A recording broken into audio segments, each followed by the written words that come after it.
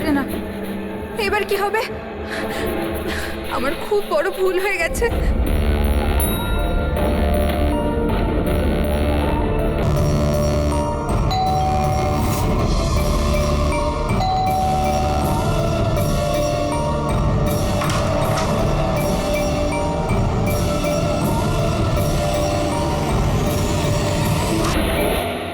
এদিকে এসো, এদিকে এসো। সব সব ঠিক আছে তো? তোমায় এভাবে কেউ দেখেনি তো? কেউ সন্দেহ করেনি তো? হ্যাঁ, সন্দেহ? বলো। কেমন সন্দেহ? কি অঞ্জলি, তুমি কাঁদছো কেন? আর তোমার চোখগুলো এরকম বসে গেছে কেন? তুমি তুমি এত কাঁদছো কেন? কি হয়েছে? তুমি আমায় জিজ্ঞাসা করছো কি হয়েছে? তুমি জানো না কি হয়েছে? আমি কি করে জানবো কি হয়েছে? আমি তো এইমাত্র বাড়ি এলাম। রঞ্জন, তুমি পাগল হয়ে গেছো নাকি আমায় পাগল বানাচ্ছো? এত বড় ঘটনা ঘটে গেল আমাদের সাথে, আর তুমি এমন বিহেভ করছো যে যেন কিছু হয়নি। কি কি খেলা খেলছো তুমি? কি খেলা আরে আমি খেলছো কোনো তুমি? খেলা খেলছি না। কি তখন থেকে বলে চলেছো তুমি? রঞ্জন, কিছু ঘন্টা আগে তুমি তুমি খুন করেছো। কি? ওই লাশটা টুকরো করে ওই টুকরোগুলোকে পুকুরে ফেলে দিয়েছো, আর তুমি এমন বিহেভ করছো যেন কিছু হয়নি। মনে করো তুমি কেন এমন বিহেভ করছো? অঞ্জলি, তোমার কি হয়েছে? কিছু নেশা টেশা করেছো নাকি তুমি? হ্যাঁ, পাগলের মতো কথা বলছো। আরে কি খুন, কি মার্ডার, কি কি এক মিনিট, এসব? এক what minute. Is wrong with you? এক মিনিট, তোমার জামায় রক্ত, তোমার জামায় তো রক্ত, আর আর আর মাথায়, তোমার মাথায় তো চোট লেগেছিল। আর এইসব তুমি জামা কোথায় চেঞ্জ করলে? কোথায় গেল এই সব কিছু? কত রক্ত পাগল হয়ে লেগেছিল। গেছো তুমি? আজ সকালে এই জামাটা পরেই তো গিয়েছিলাম অফিসে। এখন টায়ার্ড হয়ে এত রাতে অফিস থেকে বাড়ি এসেছি, টেনশনে রয়েছে, তুমি উল্টোপাল্টা বলে যাচ্ছ, ইরিটেট করছো আমাকে। আর এইসব কি গল্প তৈরি করছো খুন টুনের? হ্যাঁ, রঞ্জন, রঞ্জন, ভালো করে মনে করো। হ্যাঁ, তুমি আমায় কল করেছিলে, আর তুমি খুব ঘাবড়েছিলে। রঞ্জন, তুমি তুমি তুমি কাঁদছো কেন? সব ঠিক আছে তো? তখনই তুমি নিচে আসতে বলে, আর সাথে টুল বক্স আর পরিষ্কার করার কাপড়ও নিয়ে যেতে বলেছিলে। অঞ্জলি। রঞ্জন, এটা কি করে হলো? এত রক্ত, এই চোট, আর তুমি এই সব জিনিস কেন আমাকে আনতে বললে? অফিস থেকে গাড়ি করে বাড়ি আসছিলাম, তো রাস্তায় একটা মেয়ে আমার থেকে লিফট চাইলো। আমি ওর সাহায্য করতে গেলাম, তো আমার ওপর হামলা করে দিল, আমার উপর। আর আর আমি নিজেকে বাঁচানোর জন্য আমি ওর খুন করে দিয়েছি। অঞ্জলি, আমাদের এই লাশটাকে কোথাও একটা লুকাতেই হবে। ওই লাশটা আমরা শহরের বাইরে একটা পুকুরের কাছে নিয়ে গেলাম।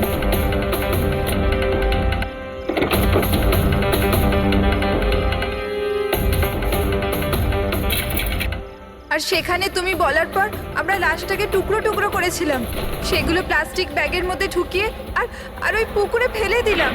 আর তারপরে তুমি আমায় বাড়িতে ড্রপ করে দিলে, আর তুমি বলেছিলে যে তুমি একটু পরেই বাড়ি চলে আসবে।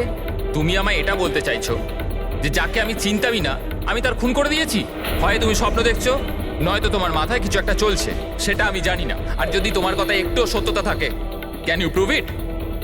I will.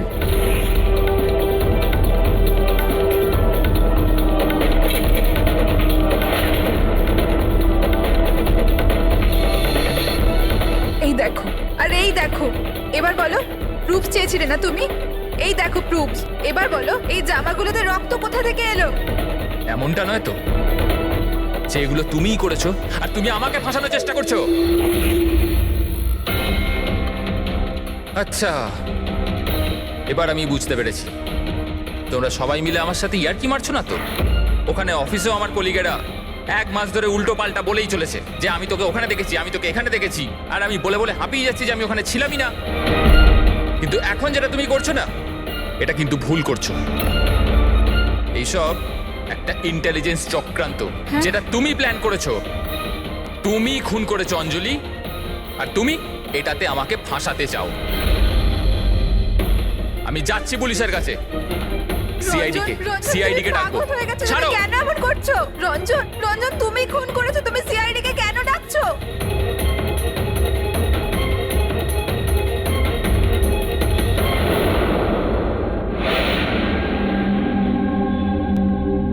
তার মানে আপনি বলতে চাইছেন যে আপনি আপনার স্বামী মানে এনার সাথে মিলে একটা মেয়ের লাশ এই শহরের বাইরে মানে একটা লেকে ফেলেছেন? হ্যাঁ স্যার, আমি এটাই বলছি। আর এই সব কিছু আমি ওর বলাতেই করেছি। কিন্তু আপনার স্বামী তো বলছেন ইনি কিছু জানেনই না। ইনফ্যাক্ট উনি আমাদের এখানে ডেকেছেন। স্যার এই মহিলা সব উল্টোপাল্টা বলছে, আমাকে ফাঁসানোর চক্রান্ত হচ্ছে আর এও তাতে জড়িত। উল্টোপাল্টা আমি নয়, উল্টোপাল্টা এ বলছে। প্রথমে নিজের দোষ ঢাকার জন্য আমাকে দিয়ে এই সব কিছু করিয়েছে, আর এখন নিজেই না বলছে। স্যার আমি আপনাকে সত্যি কথা বলছি, আমি বলেছিলাম না যে আমার হ্যাঁ ওই একই রকম দেখতে লোকের কথা, যে আপনার বন্ধু অ্যালেক্সরা আপনার মতো দেখতে লোকের সঙ্গে দেখা করছে। কিন্তু এটা মনে হচ্ছে না যে আপনার এই গল্পটা সত্যি কম আর কাল্পনিক বেশি লাগছে। স্যার এই লোকটা আপনাদের মিথ্যে বলছে, আমি সত্যি বলছি। ইনফ্যাক্ট আপনারা তো জানেনও না যে কি হয়েছিল। এমন কি হয়েছিল? স্যার রঞ্জন আমাকে টুল বক্স আর একটা কাপড় নিয়ে নিচে পার্কিং এ ডেকেছিল, আর ওখানেও আমাকে বললো যে ও একটা মেয়েকে খুন করে ফেলেছে। সেখানে আমরা লাশের টুকরো করে জলে ফেলে দিয়েছিলাম। স্যার প্লিজ আমায় বিশ্বাস করুন স্যার, একই রকম দেখতে একটা লোক এরকম করছে, আর না হলে সবাই মিলে চক্রান্ত করছে যেটাতে আমাকে ফাঁসানো হচ্ছে। এক মিনিট, এক সময়ের জন্য চুপ থাকুন, আর আপনি আপনার গাড়ির চাবিটা দিন এক্ষুনি, এই মুহূর্তে। আর এখান থেকে লিখে যাব। একবার এই এভিডেন্সগুলো ফরেন্সিক ল্যাবে যাক, তাহলেই আমরা জেনে যাব যে আপনাদের দুজনের মধ্যে কে সত্যি বলছে আর কে মিথ্যে বলছে।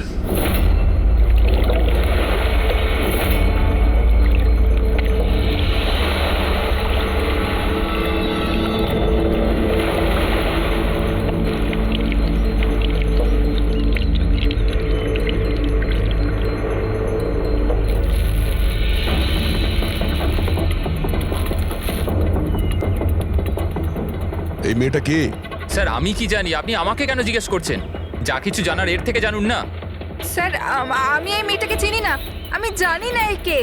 আমি একে মারিনি স্যার, আমি তো ওই সময় শুধু এই লোকটার হেল্প করছিলাম। আমি অনেক রাত অবধি অফিসে ছিলাম স্যার, আপনি চাইলে সিসিটিভি ফুটেজ দেখতে পারেন। চিনের নিচে দেখো, থুতির নিচে স্টিচেস আছে না, আর সেগুলো খুব বেশি পুরনো নয়, মনে হচ্ছে কিছুদিন আগেই ও আঘাত পেয়েছে। পুরবি কোনো না কোনো ক্লিনিক বা হসপিটালে স্টিচগুলো করা হয়েছিল, সেখান থেকে এই মেয়েটার ব্যাপারে জানা যেতে পারে। একটা কাজ করো ফেডরিক, পঙ্কজ, এই বডির টুকরোগুলো আছে না, এই সব কটা আমাদের ফরেন্সিক ল্যাবে পাঠিয়ে দাও, আর এদের দুজনকে আমাদের ব্যুরোতে নিয়ে চলো।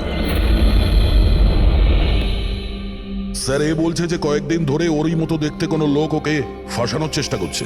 এর চেনাশোনা লোকরা ওই লোকটার সঙ্গে বিভিন্ন জায়গায় দেখা করছে, আর ওরা ভাবছে যে ও এই। হ্যাঁ স্যার, আমায় ফাঁসানো হচ্ছে স্যার, আর ওই চক্রান্তে এও রয়েছে স্যার। স্যার আপনিই বলুন, আমি যদি এসব করতাম তাহলে আমি আপনাদের ফোন কেন করতাম? স্যার এখন অবধি আমি আপনাদের যা বলেছি সবকিছু প্রমাণ হয়েছে তো। লাশ তো পাওয়া গেল লেকে, আর ওর গাড়ির ডিকিতে রক্ত পেলেন তো। স্যার আপনি নিজেই বলুন, যখন এতটা সত্যি আমি বলেছি, তাহলে এখন মিথ্যে আমি কেন বলবো? আমাকে ফাঁসানোর জন্য স্যার, আমি বলছি স্যার এটা চক্রান্ত স্যার, আমাকে ফাঁসানোর জন্য। ব্যাস ব্যাস ব্যাস, কে কি কাজ করেছে আর করেনি সেটার খোঁজ আমরা করব। শুধু একটা কথা মনে রাখবেন, যে আমাদের সন্দেহ শুধু আপনাদের দুজনকে। বাট স্যার আমি কিচ্ছু করিনি, আমি নির্দোষ। আমি হতে পারে হয়তো আপনি খুন করেননি, কিন্তু লাশকে টুকরো টুকরো করে লেকে ফেলে দেওয়া এটাও কিন্তু বড় অপরাধ, বুঝেছেন আপনি? স্যার সিসিটিভি ফুটেজ পেয়ে গেছি।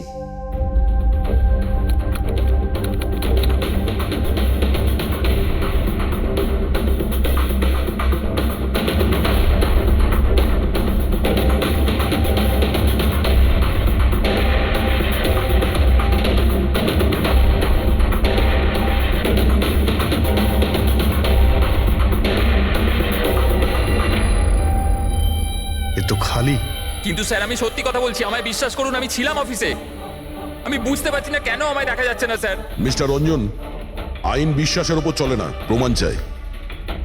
আপনার অফিসের যে ফুটেজ সেটা সবার সামনে, আপনি ওখানে নেই, তার মানে এটাই হচ্ছে যে আপনার মিসেস যেটা বলছে সেটাই সত্যি।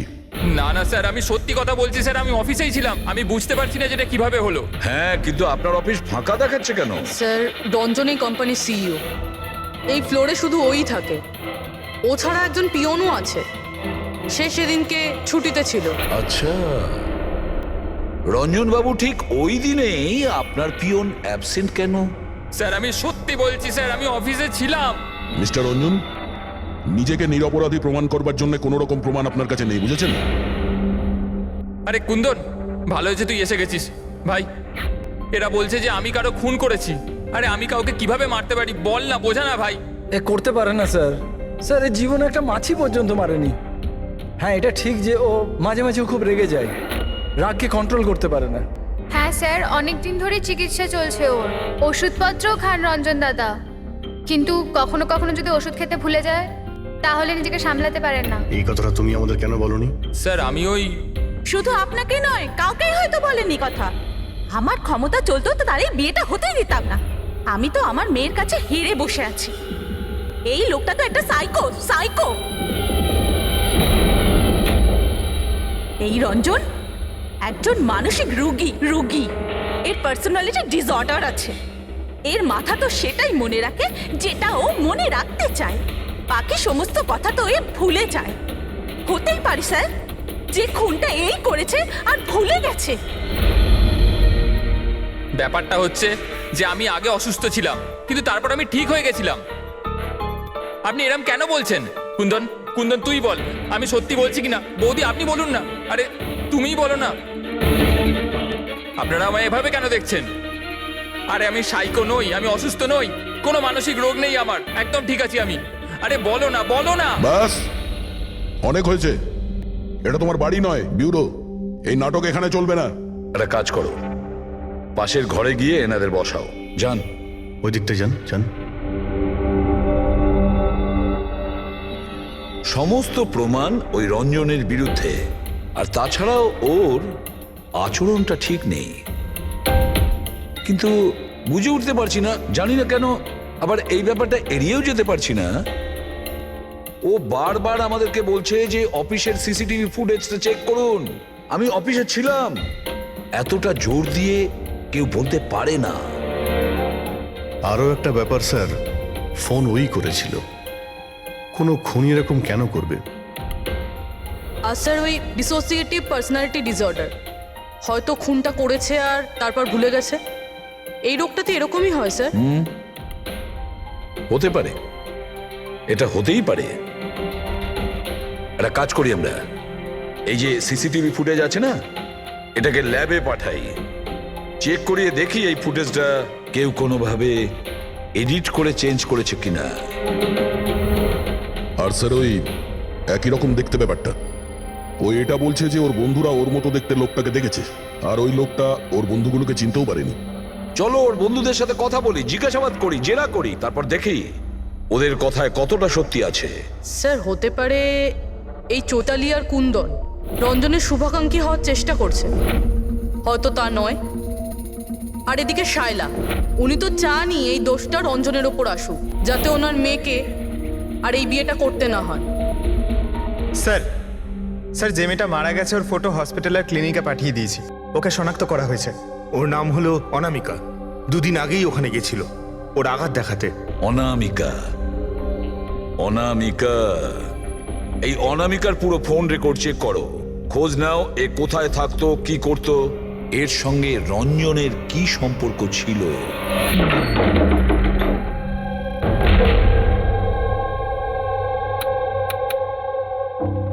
স্যার অনামিকা হসপিটালে এই অ্যাড্রেসটাই দিয়েছিল।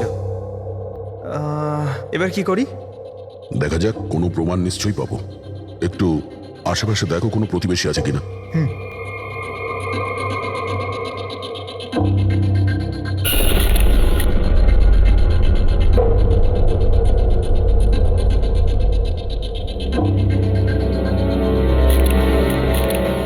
স্যার হ্যাঁ, এর নাম অঙ্কিত, অনামিকার প্রতিবেশী। হ্যালো স্যার, কি হয়েছে বলুন?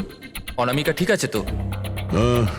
না, অনামিকার খুন হয়ে গেছে, আর আমরা সেই জন্যই এর তদন্ত করছি। আপনি ওর ব্যাপারে কিছু বলতে পারেন যার সাহায্যে আমরা খুনি পর্যন্ত পৌঁছতে পারি? না স্যার, আমি ওর ব্যাপারে বেশি কিছু তো জানি না। হ্যাঁ, তবে এটুকু জানি যে ও অ্যাসিস্ট্যান্ট ডাইরেক্টর ছিল আর এখন একটা ইন্টারন্যাশনাল শর্ট ফিল্মে কাজ করছিল। ইন্টারন্যাশনাল শর্ট ফিল্মে? আচ্ছা, ওর কোনো বন্ধু কিংবা আত্মীয় যে এখানে ওর সঙ্গে থাকতো? ও তো এনারাই ছিল স্যার, এই কিছু মাস আগেই এখানে থাকতে এসেছিল। আমি তো ওর পরিবারের কাউকে দেখিনি।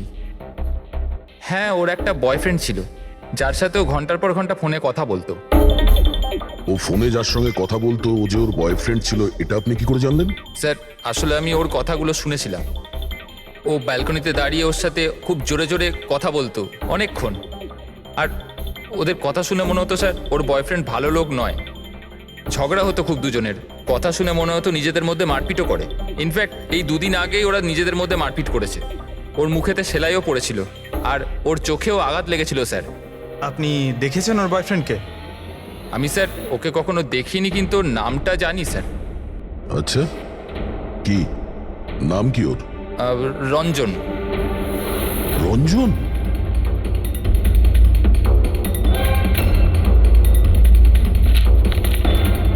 স্যার, এই দেখুন, এই অনামিকার পাসপোর্টে এই বার্সেলোনার ভিসা লাগানো রয়েছে। বার্সেলোনা? এ কি স্পেনে যেতে চাইছিল নাকি? স্যার অনামিকা স্পেন থেকেই এসেছিল স্যার। আমি ওদের কথা শুনেছিলাম। স্যার ও বিরক্ত হয়ে গেছিল রঞ্জনের জন্য, সারা জীবনের জন্য স্পেন ফিরে যেতে চাইছিল। স্যার, আমার মনে হয় ওর খুন রঞ্জনই করেছে। ও চাইতো না যে ও স্পেনে চলে যাক।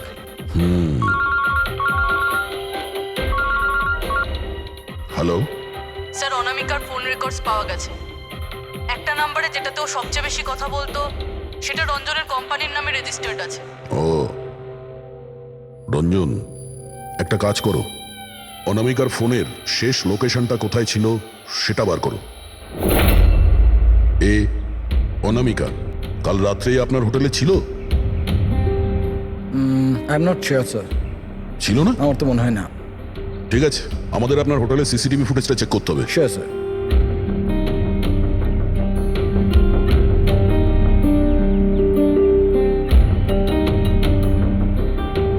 এই তো অনামিকা।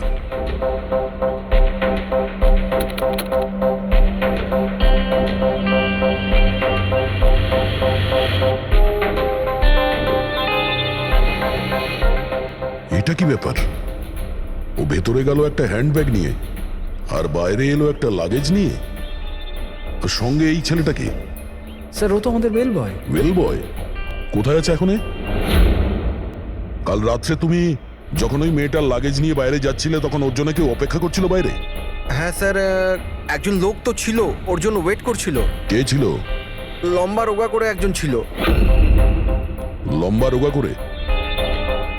এ ছিল ওই লোকটা? স্যার মনে হচ্ছে তো এরকমই ছিল। দেখে তাই মনে হচ্ছিল মানে? স্যার ও দূরে দাঁড়িয়ে ছিল তাই আমি ঠিকমতো দেখতে পাইনি। ও, তার মানে এই রঞ্জন, ও আমাদের মিথ্যে কথা বলেছে। ও অনামিকাকে আগে থেকেই চিনতো আর শেষবার অনামিকা ওর সাথেই ছিল। রঞ্জন বলছে যে আপনারা ওকে আলাদা আলাদা জায়গাতে দেখেছিলেন, কিন্তু ও বলছে ও ওখানে ছিলই না। ব্যাপারটা কি বলুন তো? স্যার আমি একদিন কফি শপে কফি খাচ্ছিলাম, আমি দেখলাম যে রঞ্জন বাইরে কারোর সাথে কথা বলছে। রঞ্জন, রঞ্জন, এই রঞ্জন! স্যার আমি যখন ওকে ডাকলাম ও জানি না কেন আমার কথা না শুনে অন্যদিকে চলে গেল। রঞ্জন! কিন্তু স্যার যখন আমি এই ব্যাপারে ওর সঙ্গে কথা বললাম তখন ও বললো যে ওখানে ছিলই না। আমি জানি না ও কেন মিথ্যে কথা বললো। আর লীলা দেবী, ওকে আপনি কোথায় দেখেছিলেন? কান্দিওয়ালাতে একটা জুয়েলারি শপে। ওর সঙ্গে একটা মেয়েও ছিল। রঞ্জন, রঞ্জন! আচ্ছা, এই মেয়েটা ছিল কি? হ্যাঁ স্যার, এই মেয়েটাই ছিল।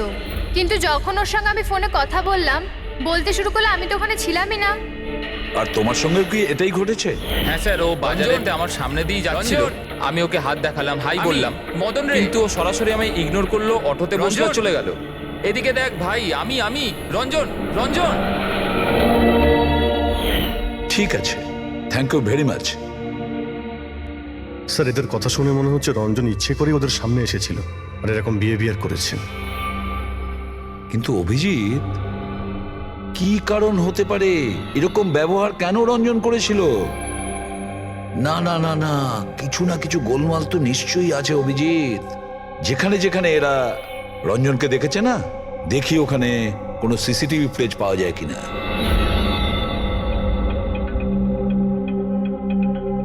স্যার এখানে দেখুন।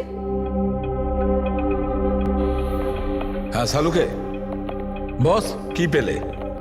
এই অস্ত্রের ওপর আর কাপড়ে যে রক্ত পাওয়া গেছে সেটা অনামিকারই। মনে হচ্ছে অঞ্জলি সত্যি বলেছে। এটার ব্যবহার অনামিকাকে খুন করার জন্য আর ওর লাশটাকে লুকানোর জন্য করা হয়েছে। আচ্ছা, রঞ্জনের বিরুদ্ধে কোনো প্রমাণ? হ্যাঁ স্যার, রঞ্জনের ফিঙ্গারপ্রিন্টস পাওয়া গেছে। একটা তো এই টুল বক্সে, আর দ্বিতীয়টা গাড়ির ডিক্কিতে, যেখানে অনামিকার রক্তও পাওয়া গিয়েছিল। তার মানে রঞ্জন অঞ্জলির সঙ্গে ছিল। এটা তো খুব সহজ সরল প্রমাণ। অঞ্জলি সত্যি কথা বলা আর রঞ্জনকে খুনি প্রমাণ করা। কিন্তু বস, আরো অনেক কিছু পাওয়া গেছে। কি? স্যার, আমরা একটা বিশেষ ধরনের পলিমার আর সিলিকনের ট্রেসেসও পেয়েছি, যেটা সাধারণত অদ্ভুত ব্যাপার। সিলিকন আর পলিমার, এটা তো সত্যিই অদ্ভুত ব্যাপার। আরো একটা বিশেষ কথা দেখাচ্ছি, এসো। এই কেমিক্যাল, বস, এই বিশেষ কেমিক্যালটা আমরা সব জায়গায় পেয়েছি। কাপড়ে, টুল বক্সে, অস্ত্রের উপর, সব জায়গায়। আর এটা ছাড়া এই দেখো, এই কিছু সায়ানাইড, কিছুটা ক্লোরাইড, এইসব কেমিক্যাল। সবচেয়ে বড় কথা হচ্ছে এই যতগুলো কেমিক্যাল আছে এই সিচুয়েশনে এখানে এগুলো থাকাই উচিত নয়। রঞ্জন, এই রঞ্জনের স্বাধীন থাকা চলবে না। রঞ্জনের একা থাকা খুবই বিপজ্জনক। প্রতিবেশীরা বলছে যে তুমি অনামিকার বয়ফ্রেন্ড। না স্যার, কিন্তু তুমি ওকে অনেক মারধরও করতে। না না, এটা একদম মিথ্যে স্যার, ভুল কথা এগুলো। লোকে আমার নামে বিভিন্ন কথা বলে বেড়ায়, কিন্তু সত্যিটা তো হলো যে আমি কোনো অনামিকাকে চিনি না। আচ্ছা, এই তোমার ক্রেডিট কার্ডের বিলস, এগুলো তো চেনো না? এই দেখো, এই অনামিকার বার্সেলোনার ফ্লাইটের টিকিট তোমার ক্রেডিট কার্ড থেকে কেনা হয়েছে। আর ও যে নাম্বারটায় ঘন্টার পর ঘন্টা কথা বলতো সেটা তোমার কোম্পানির নামে রেজিস্টার করা আছে। আর সব থেকে বড় কথা, তোমার গাড়ির ডিকিতে অনামিকার রক্তের ছাপ পাওয়া গেছে। আর তুমি কি মনে করছো যে আমরা এর ওর কথা শুনে তোমার উপর দোষ চাপাচ্ছি? এই সমস্ত প্রমাণই যথেষ্ট এটা প্রমাণ করার জন্য যে তুমি অনামিকাকে খুন করেছো। না স্যার, আমি কারোর খুনটুন করিনি। আর স্যার, এই ক্রেডিট কার্ড, স্যার আমার কাছে তো অনেক ক্রেডিট কার্ড আছে স্যার। আর স্যার, আমি আজ অব্দি আমার ক্রেডিট কার্ড দিয়ে কখনো বার্সেলোনার টিকিট বুক করিনি। তাহলে উল্টোপাল্টা কথা বলা বন্ধ করো রঞ্জন। অনামিকা তোমার গার্লফ্রেন্ড ছিল আর তোমার জন্য বিপদ হয়ে দাঁড়িয়েছিল, আর ওর হাত থেকে মুক্তি পাওয়ার জন্য তুমি ওকে খুন করে দিলে। আর শুধু খুন করলে না, তার সাথে আমাকেও ফাঁসিয়ে দিলে। না, আমি এরম করিনি অঞ্জলি, আমার কথাটা বোঝার চেষ্টা করো তুমি। বৌদি, মানছি যে সমস্ত প্রমাণ এটাই ইঙ্গিত করছে যে রঞ্জনী খুনটা করেছে, কিন্তু কিছু প্রমাণিত হয়নি এখনো। আপনারা প্লিজ আমাদের কাজ করতে দিন। দেখো রঞ্জন, তোমার নির্দোষ হওয়ার কোনো প্রমাণ তোমার কাছে নেই। আর খুনের সময় তুমি কোথায় ছিলে এর কোনো সাক্ষীও নেই।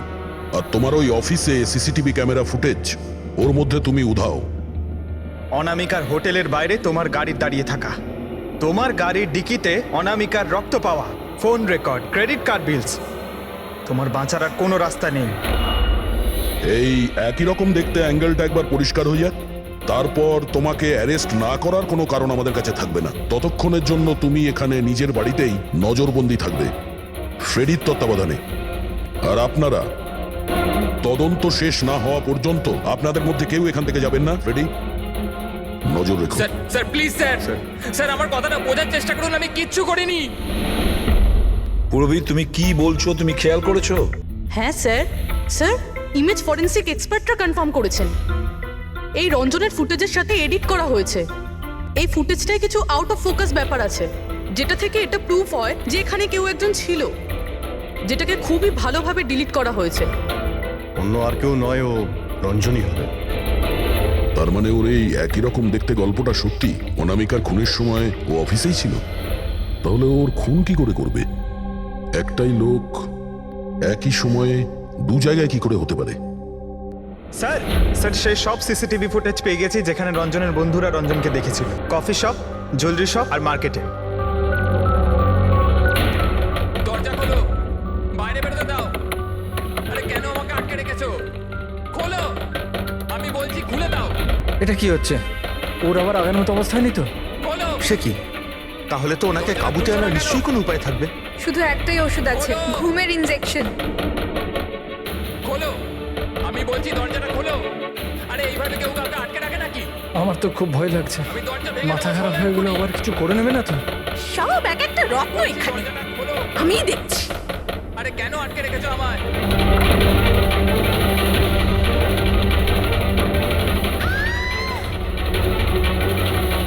এই রঞ্জন, এই রঞ্জন, রঞ্জন দাঁড়াও বলছি। মা মা মা, আস্তে আস্তে আস্তে। ও মাই গড, এইটা কি করে হলো? আমি ডাক্তারের খবর দিচ্ছি। হ্যাঁ, তুমি ঠিক আছো তো মা? ও মাই গড, কি করে লাগলো তোমার? স্যার এটা কফি শপের ফুটেজ।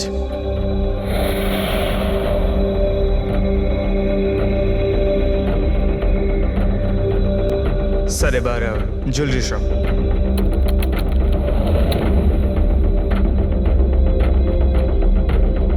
এত সঙ্গে অনামিকাও ছিল। এখনো পর্যন্ত সবকিছু তো নর্মালি লাগছে।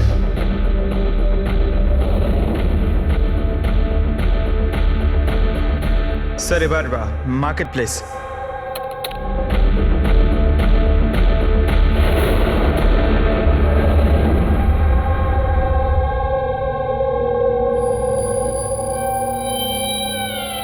পঙ্কজ, একটু রিওয়াইন্ড করো।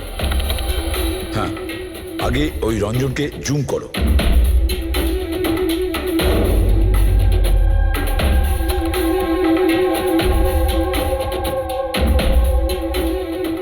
এই দেখো, এর হাঁটা চলা একটু আলাদা। ও অন্য ধরনের জুতো পরে রয়েছে।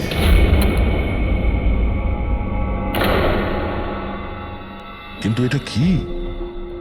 দয়া ওয়াকিং বুট পরেছে, ওয়াকিং বুট। যার পায়ের হাড়ে কোনো প্রবলেম থাকে না, সে ওই ওয়াকিং বুট পরে। কিন্তু রঞ্জনের পা তো একদমই ঠিকঠাক আছে।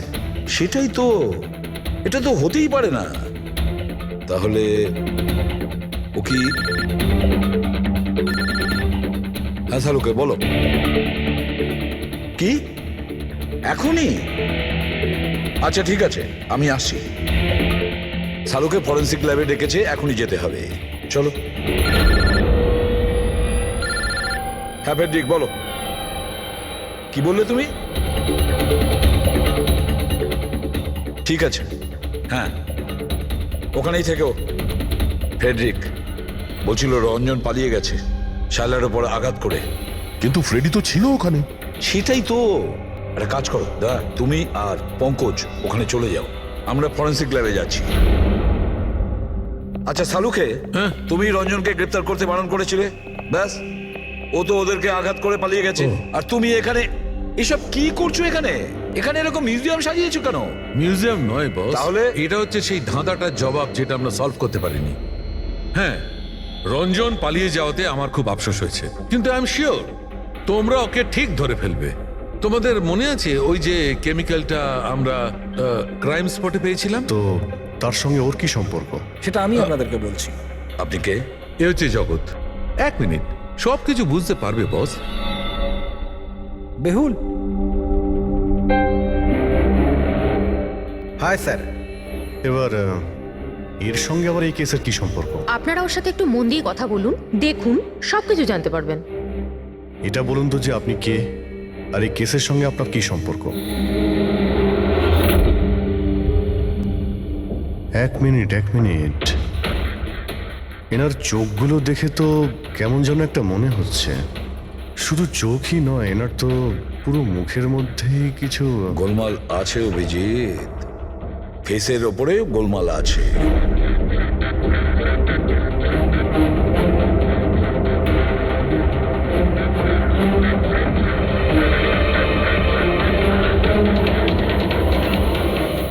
ও থ্যাংক ইউ বেহুল। এটা কি? আমি বলছি বস, ওই কেমিক্যালস যেটা ক্রাইম স্পটে পাওয়া গেছিল, আসলে ওই কেমিক্যালটা এই ধরনের মাস্ক আর নকল রক্ত তৈরি করতে কাজে লাগে। বিশেষ করে এই সিলিকন মাস্ক, যেটা ওই সিনেমাতে ব্যবহার হয়। সব থেকে বড় ব্যাপার হচ্ছে এর মধ্যে চোখের পাতা থাকে না, আর চোখের জন্য এখানে গর্ত একটা থাকে আসল মুখের মতো, যাতে যে এটা পড়বে তার আসল চোখটা এই গর্ত থেকে বেরিয়ে এসে যাতেও দেখতে পায়। আর স্যার, এটাকে বানানো কিন্তু অত সহজ নয়। হাই কোয়ালিটির সিলিকন আর পারদর্শী লোকই এটা বানাতে পারে। লেটেস্ট টেকনিকের জন্য স্যার এটা যে পড়বে তার যে মুখের ভাব সেটাই মাস্কে ফুটে উঠবে। এর থেকে তো একটা কথা পরিষ্কার, অভিজিৎ, কেউ রঞ্জনের মতো দেখতে হুবহু একটা মুখোশ বানিয়েছে, একটা মাস্ক বানিয়েছে। রঞ্জনের মতো হাইটের কেউ ওরই মুখের মতো কোনো মাস্ক বানিয়েছিল আর লোকেদের বোকা বানাচ্ছিল। হ্যাঁ, আর সেই জন্যই সবাইকেও দূর থেকে দেখা দিয়েছিল, কারণ যদি কাছে আসতো তাহলে সবাই বুঝে যেত ও কোনো মাস্ক পরে আছে। আর স্যার অঞ্জলি, ও তোর সাথেই ছিল, ওর সাথে কথাও হয়েছে, ওর সাথে লাশটা লুকোনোর চেষ্টা করেছে। ওর মুখে রক্তও লেগেছিল আর ওখানে লাশগুলোকে কাটছিল আর লুকিয়ে রাখার চেষ্টাও করেছিল, তাই হয়তো তাড়াহুড়োতে কোনো খেয়ালই করেনি। আর তাছাড়াও এই যে একই রকম দেখতে না, নিশ্চয়ই ওর পায়ের হাড়ে কোনো প্রবলেম ছিল, তাই ও ওয়াকিং বুট পরেছিল। আর এই মাস্ক তৈরি করাও এত সহজ নয়। স্যার এই মাস্ক ফিল্ম প্রজেক্টেই কাজে লাগে। ও হ্যাঁ, তবে এটুকু জানি যে ও অ্যাসিস্ট্যান্ট ডাইরেক্টর ছিল আর এখন একটা ইন্টারন্যাশনাল শর্ট ফিল্মে কাজ করছিল। স্যার দয়া বলছিল যে অনামিকা ও নাকি কোনো ইন্টারন্যাশনাল শর্ট ফিল্মে কাজ করছিল। ওর পক্ষে এগুলো করা তো খুবই সহজ। তার মানে ও রঞ্জনের গার্লফ্রেন্ড ছিল না, ওকে নিজেরই খুনে ফাঁসানোর চেষ্টা করেছিল। সেই জন্যই ও বেল বয়কে গাড়ি অব্দি নিয়ে গিয়েছিল। স্যার নিজের প্রতিবেশীর সামনে রঞ্জনের সাথে ফোনে কথা বলার নাটক করেছিল। মানলাম অভিজিৎ, আমি মানলাম, কিন্তু কেউ নিজের মৃত্যুর ষড়যন্ত্র নিজে কেন করবে? মানে আমি বলতে চাইছি, অনামিকা তার নিজের মৃত্যু কেন নিজে ডেকে আনবে? না না না না, কিছু তো একটা গোলমাল আছেই। কেউ তো একজন আছে যে অনামিকাকে শিখণ্ডি খাড়া করেছে, আর সেই পুরো কেসটার মাস্টার মাইন্ড, বুঝেছো? আপনাদের মাথা খারাপ আছে? ফ্রেডি ইনজেকশন নেওয়ার জন্য ভেতরে গেছে আর তোমরা ওই লোকটাকে ছেড়ে দিলে। আমরা তোকে পালাতে দিইনি, আমরা কি দরজা খোলার কি দরকার ছিল? ওই লোকটা যে মানসিক অবস্থা নিয়ে এখান থেকে পালিয়ে গেছে, কে জানে কার সাথে কি করে দেবে। শায়লা দেবীর ওপর হামলা করেই দিয়েছে। স্যার একটা কথা বুঝতে পারলাম না, ওরা তোমাদের দুজনের সামনে থেকে পালালো আর তোমরা ধরতে পারলে না ওদের? স্যার আমরা খুব ভয় পেয়ে গেছিলাম আর সব কিছু এত তাড়াতাড়ি হলো। স্যার আমরা যদি মাঝখানে আসতাম তাহলে আমাদের উপরও তো হামলা করতে পারতো না স্যার। হ্যাঁ, যেমন ভাবে আন্টিকে হামলা করেছিল আমাদেরও করতে তাহলে। হ্যাঁ, এক মিনিট, শায়লা দেবীর ওপর হামলা? কিন্তু কিভাবে? ওর কাছে অস্ত্র কি করে এলো? এখানে তো কোনো অস্ত্র ছিল না, আমরা সমস্ত অস্ত্র সরিয়ে দিয়েছিলাম। হ্যাঁ হ্যাঁ স্যার, শুধু ঘরে কেন, কিচেনেও সবজি কাটার কোনো ছুরি পর্যন্ত নেই।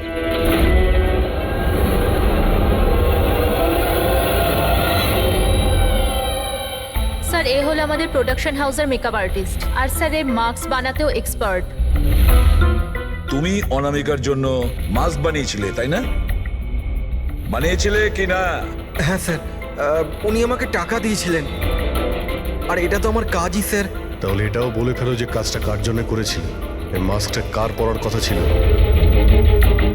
বলো বলো, তাড়াতাড়ি বলো, সময় নেই আমাদের। আর হ্যাঁ, যার মুখের তুমি মাস্ক বানাও তার মাপ নেওয়ার দরকার আছে, ম্যাপিং করার দরকার আছে। হ্যাঁ স্যার। কার জন্য বানিয়েছিল ওই মাস্ক?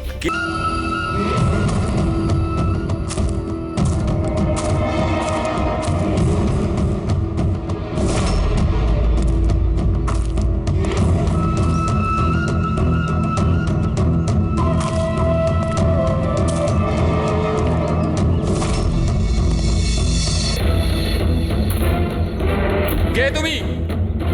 হ্যাঁ, কে তুমি? কি চাও? কেন আমাকে বেঁধে রেখেছো? আমার তো মনে হয়েছিল আমাকে দেখে তুমি খুব খুশি হবে, কারণ আমিই তো হচ্ছে সে যাকে তুমি খুঁজে চলেছ। তোমারই আর এক রূপ। রূপ? কিন্তু তোমার মুখ তো আমার সাথে মেলে না। কারণ এটাই, আমি তোমার মতন মুখের মাস্ক পরে নেই এখন, নাহলে তুমি আমাকে চিনতে পারতে না যে আসল তুমি না আমি। আর একটা কথা, আমি তোমার আওয়াজে কথাও বলতে পারি। কিন্তু তুমি এমন কেন করছো? যাতে অনামিকার খুনের জন্য তোমার জেল হয়ে যায়। কিন্তু আমার তোমার সাথে কি শত্রুতা? আমি তো তোমাকে চিনি অবধি না। ওসব জেনে তুমি কি করবে? এখন তো শুধু এইটুকুনি জেনে রাখো যে আমার এত পরিশ্রমে সিআইডির লোকেরা জল ঢেলে দিয়েছে, আর আমার কাছে শুধুমাত্র এখন একটাই রাস্তা বাকি আছে, যে তোমাকে আমি মেরে ফেলবো। না! সিআইডি, তোমরা এখানে কি করে? তোমাকে ফলো করতে করতে এখানে পৌঁছেছি। ওই মেকআপ ম্যান সবকিছু বলে দিয়েছে তোমার ব্যাপারে। খুব ভুল করেছো তোমরা এখানে এসে।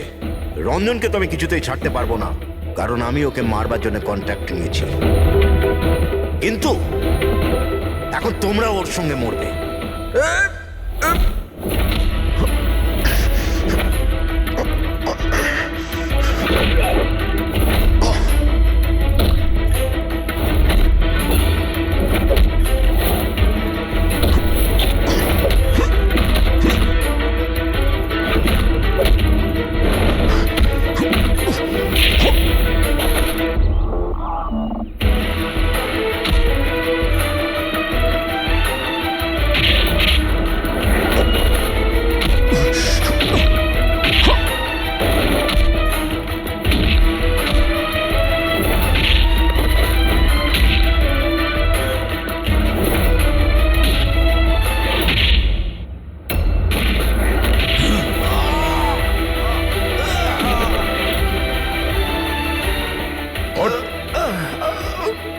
তোকে মারার কন্ট্রাক্ট দিয়েছিল? হ্যাঁ, কে দিয়েছিল? অনামিকা মারা যাওয়ার পরেও তোমাদের প্ল্যান চালু আছে। কে মাস্টার মাইন্ড? আমায় ক্ষমা করে দাও মা। তোমার মতের বিরুদ্ধে গিয়ে বিয়ে করে আমি অনেক বড় ভুল করে ফেলেছি। কখনো ভাবতেও পারেনি যে ও এইসব করতে পারে। রঞ্জন কোথায়? ওকে পেলেন না আপনারা? পাওয়া গেছে রঞ্জনকে। আপনারা সবাই এটা জেনে হয়তো অবাক হবেন যে রঞ্জন নির্দোষ। এটা আপনারা কি বলছেন? খুন রঞ্জনই করেছে? একদম না, রঞ্জন খুন করেনি। খুন করেছে আপনাদের মধ্যেই কেউ একজন। আমরা? কিন্তু আপনি তো জানেন যে এদের সবার উপস্থিতিতেই রঞ্জন আমাকে আঘাত করেছে। কি করে করলো? মানে কোন জিনিস দিয়ে আপনার উপর আক্রমণ করেছিল? আমি বলেছিলাম না যে ও ছুরি দিয়ে আমাকে আঘাত করেছিল। কিন্তু ছুরি তো ছিল না ঘরে, আমরা সমস্ত অস্ত্র সরিয়ে দিয়েছিলাম আগে থেকে। আপনার এই আঘাত ছুরি দিয়ে নয়, বরং নেইল ফাইল, নখ কাটার জন্য যেটা ব্যবহার করা হয়, আপনার এই আঘাত সেটা থেকে লেগেছে। মনে হচ্ছে উনি এখনো কনফিউজড। কোনো ব্যাপার নয়, ওনাকে আমরা সাহায্য করছি। ফ্রেডি,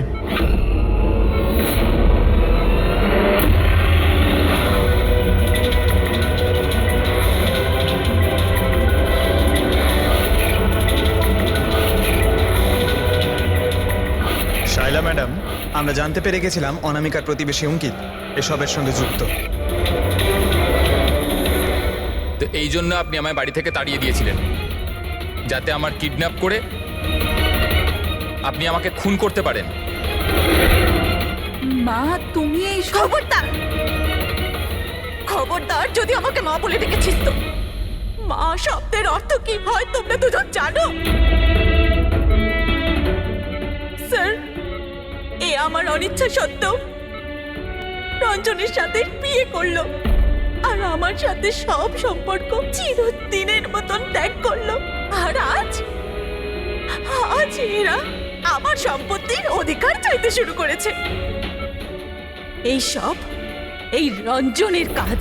এই উস্কেছে আমার মেয়েকে, আমার একমাত্র সন্তান, নিজের স্বামীর সঙ্গে মিলে ধীরে ধীরে আমাকে বিষ দিয়ে মারতে শুরু করলো।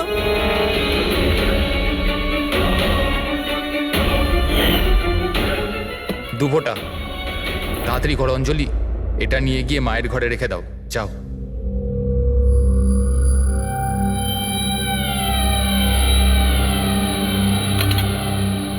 কিন্তু আপনি অনামিকার খুন করলেন কেন?